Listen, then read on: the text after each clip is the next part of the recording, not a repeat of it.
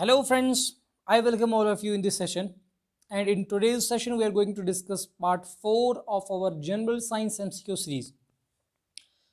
तो ऑलरेडी हमने 3 पार्ट्स इसके डिस्कस किए हैं और आज हम 4th पार्ट डिस्कस करने वाले हैं। और इन पार्ट्स में, इन सीरीज़ में मैं आपको सिर्फ क्वेश्चन ही नहीं कराता हूँ, बल्कि क्वेश्चन के रिलेटेड जो भी कंसेप्ट होते हैं वो मैं आपको क्लियर कर लेता हूँ। और आपको ऑलरेडी जिसने वो लेक्चर्स पढ़े होंगे, ऊपर आपको आई बटन में वो लिंक मिल रही होगी, तो वहाँ से आपको 3 पार्ट्स में जो भी लेक्चर आपको चाहिए वो आपको मिल सकते हैं वहाँ पे।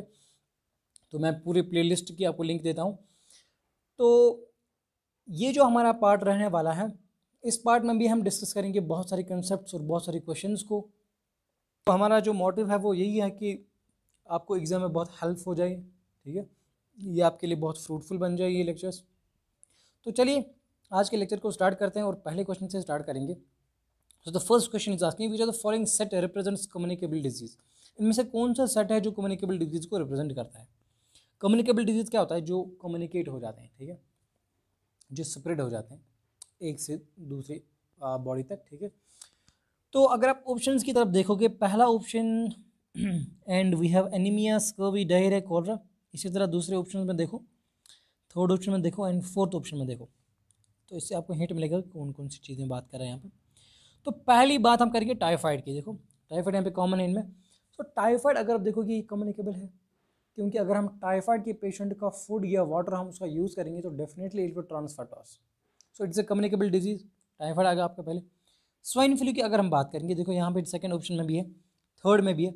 तो स्वाइन फ्लू भी कम्युनिकेबल है, क्योंकि swine flu air to air transfer होता है, ठीक है। इट्स ऑल्सो कम्युनिकेबल डिजीज, आपको पता होगा। मलेरिया तो कम्युनिकेबल है ही, क्योंकि मॉस्किटोज की वजह से ये स्प्रेड हो जाता है। और यहाँ पे अगर आप देखोगे पोलियो एक और एग्जाम्पल यहाँ पे है, तो polio is definitely A communicable disease, क्योंकि ये भी फूड और वाटर के ज़रिए से स्प्रेड हो जाता है।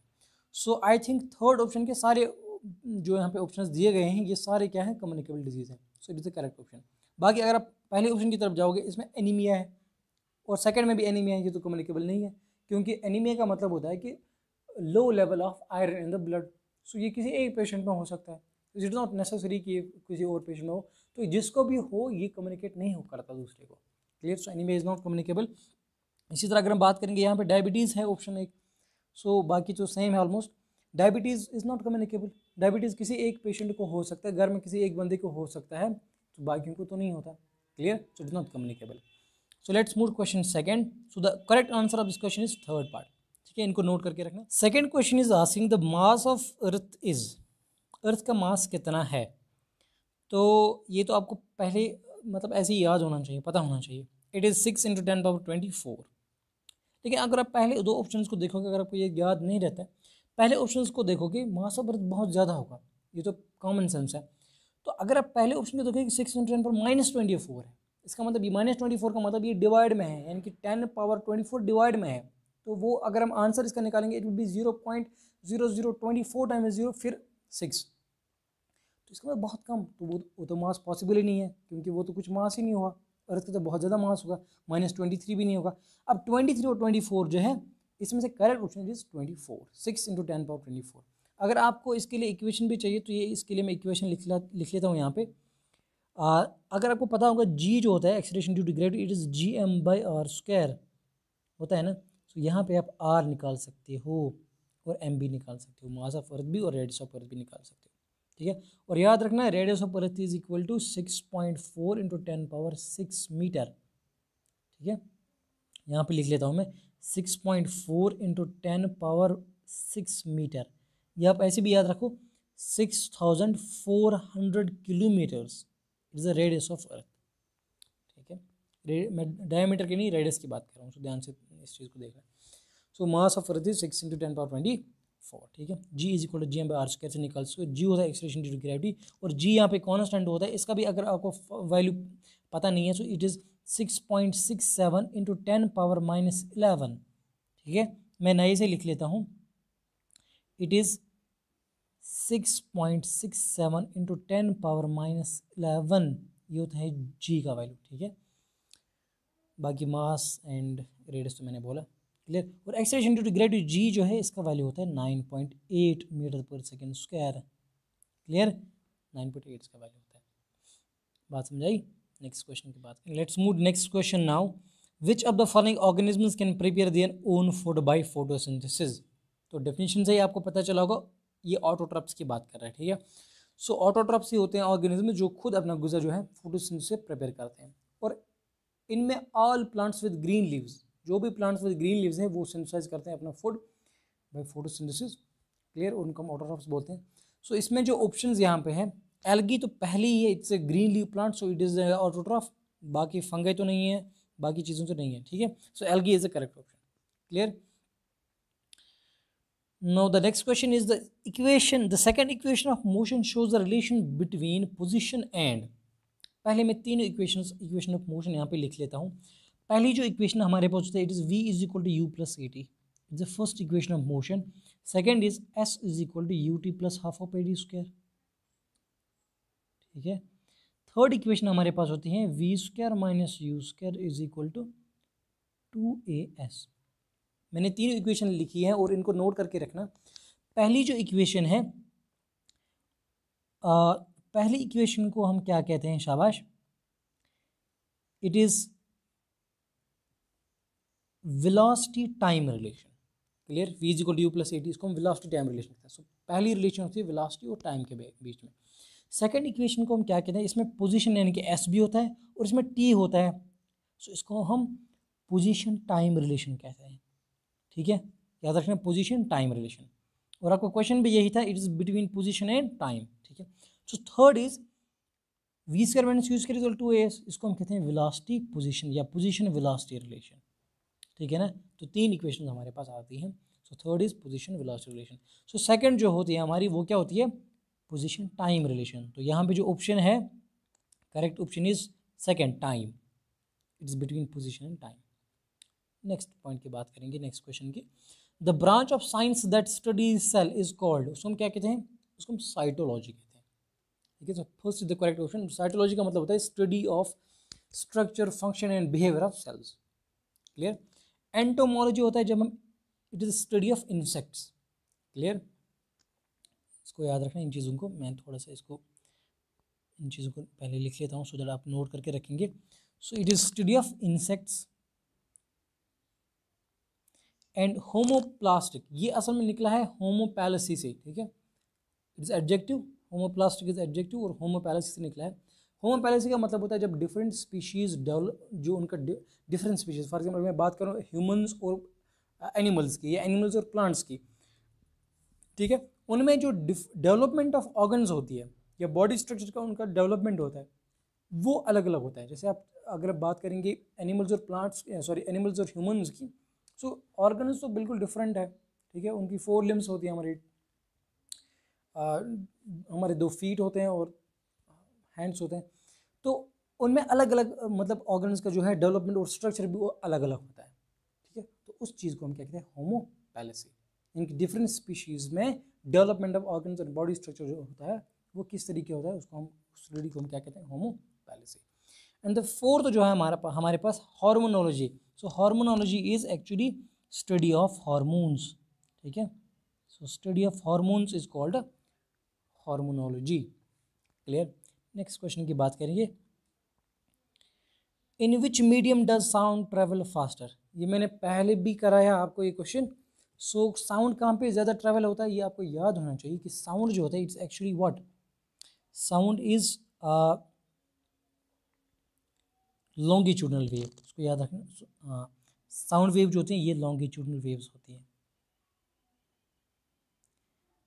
हमारे पास 2 तरह की वेव्स होती हैं, एक होती है ट्रांसवर्स वेव और लॉन्गिट्यूडनल वेव्स। तो साउंड वेव्स क्या होती है, लॉन्गिट्यूडनल वेव्स। और लॉन्गिट्यूडनल वेव्स के लिए मैंने एक पॉइंट क्यों कहा, क्योंकि लॉन्गिट्यूडनल वेव्स के लिए हमारे पास मीडियम रिक्वायर है, हमारे पास मीडियम होना चाहिए, तभी लॉन्गिट्यूडनल वेव्स जो हैं वो क्या हो सकती हैं, मतलब आगे बढ़ेंगी, ठीक है, वो ट्रैवल करेंगी। सो अब इनमें से जो, अगर आप ऑप्शंस में देखोगे, इनमें से मीडियम्स कौन कौन से हैं, जैसे फॉर एग्जाम्पल सॉलिड है, लिक्विड है, गैस है, वैक्यूम। सो वैक्यूम तो मीडियम है ही नहीं, इसके थ्रू तो साउंड मूव ही नहीं करेगा, ट्रैवल ही नहीं करेगा। सो ज़्यादा किसके अंदर करेगा आप, जो डेंस मीडियम होगा, और इनमें से डेंसर मीडियम कौन है, सॉलिड। सो सॉलिड के अंदर velocity of sound will be faster. Clear, speed of sound will be faster in solid. So first is the correct option. अगर आप लिक्विड में देखोगे, आप पानी में जाना कभी फिर आवाज़ लगाना तो वो बहुत कम निकलेगी बाहर, ठीक है, तो उतना ट्रैवल नहीं करते है वो, ठीक है। तभी अगर हम कोई पानी के अंदर डूबा होगा तो वो बचा बचा भी नहीं कह सकता, क्योंकि उसकी आवाज़ कोई सुनेगा ही नहीं। सो गैस में तो चलती है वेव, जैसे हम अभी एयर में बात कर रहे हैं, मैं अभी बात कर रहा हूँ आपसे, सो ये एयर में ट्रांसफ़र हो रही है। सो एयर में भी आवाज़ अच्छे से चलती है, लेकिन सॉलिड में ज़्यादा चलेगी, ठीक है, ज़्यादा तेज़ मूव करेगी। तो नेक्स्ट क्वेश्चन की बात करेंगे, electric current can be defined as flow of. जो जो पॉइंट्स मैं बोल रहा हूँ इनको नोट करके रखना, बहुत ही इंपॉर्टेंट पॉइंट्स है guys. So electric current can be defined as flow of electrons, ठीक है ना। इलेक्ट्रिक करंट क्या होता है, जो भी कंडक्टर हमारे पास होता है, अगर हम किसी भी कंडक्टर की बात करेंगे, किसी मेटल की बात करेंगे, क्योंकि मेटल्स आर यूजुअली कंडक्टर्स, जैसे फॉर में कॉपर लो, तो उसमें क्या होता है, उसमें फ्री इलेक्ट्रॉन्स होते हैं, और वही फ्री इलेक्ट्रॉन्स क्या करते हैं, वो वाइब्रेट करते हैं, मूव करते हैं। सो हम क्या कहेंगे फिर, it is actually movement of या flow of electrons. Next question हमारे पास है, sperm in males are produced in, ये तो सबको पता होगा, टेस्टिस के अंदर स्पर्म्स प्रोड्यूस होते हैं, ठीक है। So second is the correct option. Next question हमारे पास है, altimeter is use to measure. Altimeter हम किसके लिए यूज़ करते हैं, ऑल्टीट्यूड मेजर करने के लिए, ठीक है। So third is the correct option. और टेम्परेचर मेजर करने के लिए हम क्या यूज़ करते हैं, शाबाश, ये चीज़ें आपको पता होनी चाहिए। तो टेम्परेचर लिए थर्मोमीटर यूज़ करते हैं, ठीक है। स्पीड ऑफ विंड को मेजर करने के लिए एनीमोमीटर का यूज़ करते हैं, ठीक है। इसको यार लिख के रखना, anemometer is for speed of wind, या अगर हम प्रेशर ऑफ विंड भी हम मेजर करना होगा तो उसके लिए हम एनीमोमीटर का यूज़ करते हैं। टेम्परेचर के लिए थर्मोमीटर, ऑल्टीट्यूड के लिए एल्टीमीटर, और लास्ट है प्रेशर के लिए हम बैरोमीटर का यूज़ करते हैं, ठीक है। सारी चीज़ें याद रखना, हो सकता है क्वेश्चन कहीं से भी आए। इस टाइम तो इसने एल्टीमीटर दिया, हो सकता है टेम्परेचर का दे, थर्मोमीटर, ठीक है। तो सारी चीज़ें नोट करके रखना। नेक्स्ट क्वेश्चन की बात करेंगे, the name of an unreactive gas is, इनमें से कौन सा गैस है जो अनरिएक्टिव है, आप ऑप्शंस देख लो, ठीक है। सो अगर हम कार्बन डाइऑक्साइड की बात करते हैं, ये भी थोड़ा सा रिएक्टिव है, हाइड्रोजन तो रिएक्टिव है ही, ऑक्सीजन भी रिएक्टिव है, और नाइट्रोजन की अगर हम बात करेंगे, देखो नाइट्रोजन का जो मॉलिक्यूलर फॉर्मूला इज N2, ठीक है। सो N2 का मतलब यहाँ पे क्या होता है, नाइट्रोजन ट्रिपल बॉन्ड नाइट्रोजन, इनकी N ट्रिपल बॉन्ड N होता है, तो इसका ये स्ट्रक्चर है नाइट्रोजन का। सो अगर हम इसकी बात करेंगे रिएक्टिविटी की, ये बहुत अनरिएक्टिव होता है, क्यों, क्योंकि ट्रिपल बॉन्ड को ब्रेक करना बहुत मुश्किल होता है, इसके लिए बहुत एनर्जी चाहिए होगी। सो वो एनर्जी हमें यूजुअली ऐसे पॉसिबल, नॉर्मली जब पॉसिबल नहीं है, तो इसका मतलब ये है कि नाइट्रोजन बहुत अनरिएक्टिव है, ये रिएक्ट कर ही नहीं सकता आसानी से, क्लियर। सो इनमें से nitrogen is the correct option, third. Next question की बात करेंगे, ऑक्सीजन इनमें सबसे ज़्यादा रिएक्टिव है, ठीक है। तो question is, which of the following gases is filled in soft drinks. Soft drinks के अंदर कौन सा गैस फिल्ड होता है, आपको पता होगा कौन सा गैस होता है वो, इट्स कार्बन डाइऑक्साइड, ठीक है। सो CO2 is the correct option. और ये हम क्यों यूज़ करते हैं सॉफ्ट ड्रिंक्स के अंदर, क्योंकि टू प्रिवेंट स्पॉइलेज, ठीक है, ये सॉफ्ट ड्रिंक है ये ख़राब ना हो जाए। एंड अगर आप देखोगे उसमें जो सॉफ्ट ड्रिंक में टेस्ट होता है ना, उसको हम टैंगी टेस्ट कहते हैं, वो क्यों होता है, it's basically because of carbon dioxide, ठीक है। और कार्बन डाइऑक्साइड उसको फ्रेश रखता है और प्रिवेंट करता है, सो दैट उसमें ग्रोथ ऑफ बैक्टीरिया ना हो, ठीक है।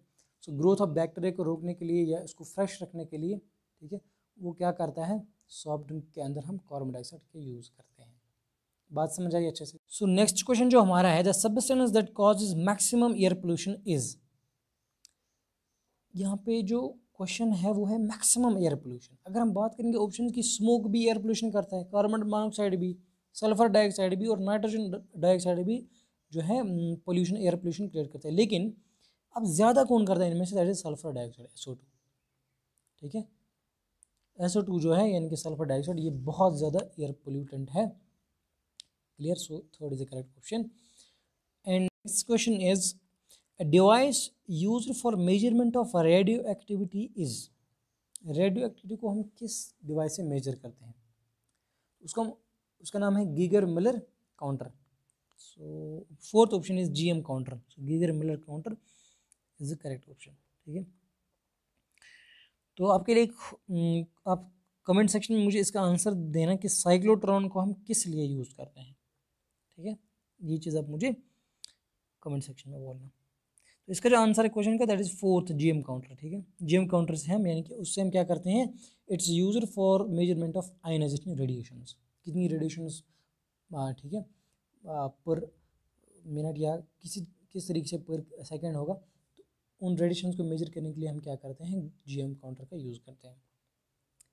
Next question is polar stratospheric clouds are associated with which of the following environmental issues. तो स्ट्रेटोस्फीयर कहाँ तक है, it is an altitude of 15,000 to 25,000 metres तक होता है स्ट्रेटोस्फीयर, ये चीज़ पहले आपको पता होना चाहिए। तो जो क्लाउड्स विंटर के अंदर पोलर स्ट्रेटोस्फीयर के अंदर प्रोड्यूस होते हैं, ठीक है, जो मैंने ऑल्टीट्यूड आपको बोला इसको याद रखना स्ट्रेटोस्फीयर के ऑल्टीट्यूड को, it is from 15,000 to 25,000 altitude पे क्या होता है, स्ट्रेटोस्फीयर होता है। सो उसके अंदर जो विंटर के अंदर जो क्लाउड्स प्रोड्यूस होते हैं उनको हम क्या कहते हैं, पोलर स्ट्रेटोस्फेरिक क्लाउड्स। सो वो क्या करते हैं, they actually cause ozone layer depletion, ठीक है, ये चीज़ याद रखना। ये क्या करते हैं, ओजोन लेयर, ये बहुत इंपॉर्टेंट क्वेश्चन है, इसको नोट करके रखना। Ozone layer depletion, ozone layer depletion कौन करता है, polar stratospheric clouds. Next question की बात करेंगे, विच of the following is an amorphous material, इनमें से कौन सा अमॉर्फस मटेरियल है। तो आप ये पहले ये चीज़ नोट करके रखना, जो हमारे पास मटेरियल्स होते हैं वो दो तरह के होते हैं, एक होता है क्रिस्टलाइन सॉलिड्स और नॉन क्रिस्टलाइन सॉलिड्स, और नॉन क्रिस्टलाइन सॉलिड्स को ही हम क्या कहते हैं, अमॉर्फस सॉलिड्स, ठीक है। इस चीज़ के बारे में आप इंटरनेट से या बुक से थोड़ा डिटेल में पढ़ लेना, क्योंकि यहाँ पे अगर मैं इसको पढ़ाऊँ तो ये बहुत लंबा हो जाएगा लेक्चर। सो और कौन कौन सी कैरेक्टरिस्टिक्स एमॉर्फस मटेरियल की है और क्रिस्टलाइन मटेरियल्स की है वो आप देख लेना, ठीक है। सो इनमें से जो ऑप्शंस यहाँ पे है, it is actually glass, glass is the amorphous material, ठीक है, बाकी चीज़ें तो नहीं है, रबर तो बिल्कुल भी नहीं है, लेड भी नहीं है, mica is no, it's not amorphous, glass is the amorphous, ठीक है। तो इस चीज़ को आप डिटेल में थोड़ा सा पढ़ लेना, उससे आपको क्लियर हो जाएगा। नेक्स्ट क्वेश्चन की बात करेंगे, विच of the following gases was not present in the atmosphere at the time of origin of life, यानी कि जब स्टार्टिंग मतलब अर्थ जब पहले स्टार्टिंग में था, तो उस टाइम पे कौन सा गैस वहाँ पे अवेलेबल नहीं था, एटमॉस्फेयर में कौन सा गैस प्रेजेंट नहीं था। तो ये कहा जाता है, मतलब इट वाज हिस्ट्री में ये चीज़ें नोट की गई है कि पहले जब अर्थ था, it was not favourable for development of life, earth was not favourable, earth का जो एटमॉस्फेयर है it was not favourable for the development of life. तो उस टाइम कहा जाता है कि वहाँ पे ऑक्सीजन जो है यहाँ पे प्रेजेंट नहीं था, और ये किस वजह से हो सकता है यहाँ पे तब प्लांट्स ना हो या कुछ चीज़ें बाद में यहाँ पे प्लांट्स लगाए गए तो तब फिर ऑक्सीजन आ गया प्लांट्स की वजह से, ठीक है ना। सो ये याद रखना ये पॉइंट कि यहाँ पे ऑक्सीजन स्टार्टिंग में नहीं था, ओरिजिन ऑफ लाइफ से पहले यहाँ पे क्या नहीं था, ऑक्सीजन नहीं था एटमॉस्फेयर ऑफ अर्थ में, ठीक है। बाकी गैसेस अगर देखोगे, CO is carbon monoxide, NH3 को अमोनिया कहते हैं, और CH4 आपको पता होगा इट इज़ मीथेन, ठीक है। अब नेक्स्ट क्वेश्चन की बात करेंगे, exposure to sunlight helps a person improve his health, because है ना, जब आप धूप में बैठते हो तो आपको घर में भी कहते होंगे, अगर आपके जो नेल्स होते हैं अगर इनके अंदर वो सफ़ेद सा लगा होता है ना, तो आपको क्या करना चाहिए, इसका मतलब है कि आपके अंदर विटामिन D की कमी है। तो आपको क्या कहते हैं कि धूप में रहा करो, ये चीज़ें ख़त्म हो जाएंगी, आपको विटामिन D क्लियरली मिलेगा। सो असल में क्या होता है एक्सपोजर ऑफ सनलाइट से, तो उसकी वजह से द सेकेंड ऑप्शन आप देखोगे, the ultraviolet rays convert skin oil into vitamin D, ठीक है, ये चीज़ आप नोट करके रखना, क्या करता है अल्ट्रा वायलेट रेज कन्वर्ट करते हैं स्किन ऑयल को विटामिन D के अंदर, और हमारी बॉडी को एब्जॉर्ब करते हैं वो vitamin D, clear. Let's move to the next question now. So question is, which of the following was the first convention on the depletion of ozone layer? तो कौन सी कन्वेंशन या कॉन्फ्रेंस पहली थी जिसने डिप्लीशन ऑफ ओजोन लेयर पे काम किया, जिनने वो CFCs के बारे में कहा था। इट वाज, अगर आप ऑप्शंस देखो यहाँ पे, UNFC तो नहीं था, सेविंग ओजोन लेयर नहीं, हाँ विने कॉन्फ्रेंस, या इसको हम विने कन्वेंशन भी कहते हैं। उन्होंने क्या किया, उन्होंने CFCs पे काम किया था, क्लोरोफ्लोरोकार्बन्स पे। उन्होंने कहा था कि इसकी वजह से क्या होता है, डिप्लेशन ऑफ ओजोन लेयर पे, तो उसकी वजह से 1985 में उनका नाम आया था, ठीक है, जब उन्होंने काम किया CFCs पे कि ये ओजोन लेयर डिप्लेशन करते हैं, तो it was the first convention, ठीक है, याद रखना विने कॉन्फ्रेंस थे वो। और next question is, what is biomining, bio mining क्या होता है? आपको पता होगा बायो माइनिंग इज़ एक्चुअली हम क्या करते हैं, कुछ प्लांट स्पीशीज़ का यूज़ करते हैं, उसे हम डिटेक्ट करते हैं किसी पर्टिकुलर प्लेस अर्थ सरफेस पे कि यहाँ पे अर्थ सरफेस के अंदर कोई मटेरियल तो नहीं है, ठीक है। सो यहाँ पे आप ऑप्शंस देख लो, ये मैंने फिर से यहाँ पे ऑप्शन लिखे क्योंकि यहाँ पे 4 ऑप्शन है। So it is actually it's a process to detect the presence of minor materials in earth surface with the help of certain plant species, ठीक है। तो ये इसका करेक्ट ऑप्शन है fourth, it is a process to detect the presence of minor materials. हम कुछ minor materials को detect करते हैं अर्थ सरफेस के अंदर with the help of certain plant species, clear. और इसको हम कहते हैं बायो माइनिंग, क्लियर हो गया। So this was our last question and आज का लेक्चर हम यहीं पे ख़त्म करते हैं। सो मिलते हैं नेक्स्ट लेक्चर में, और आई होप ये लेक्चर आपको अच्छे से पसंद आएगा। जो जो चीज़ें मैंने इसमें इंपॉर्टेंट चीज़ें डिस्कस की हैं, सारी चीज़ों को नोट करके रखना, सारी चीज़ों को याद रखना, बहुत हेल्पफुल, बहुत फ्रूटफुल होंगी आपको एग्जाम्स के दिन, ठीक है। जब भी आपके एग्जाम्स होंगे तो बहुत मदद करेंगे ये चीज़ें। तो वीडियो को ज़रूर लाइक करना और शेयर करना, और चैनल पर नए तो ज़रूर सब्सक्राइब भी करना। एंड मिलते हैं नेक्स्ट लेक्चर में और किसी नेक्स्ट टॉपिक के साथ। तब तक के लिए अपना ख्याल रखें। Thank you so much.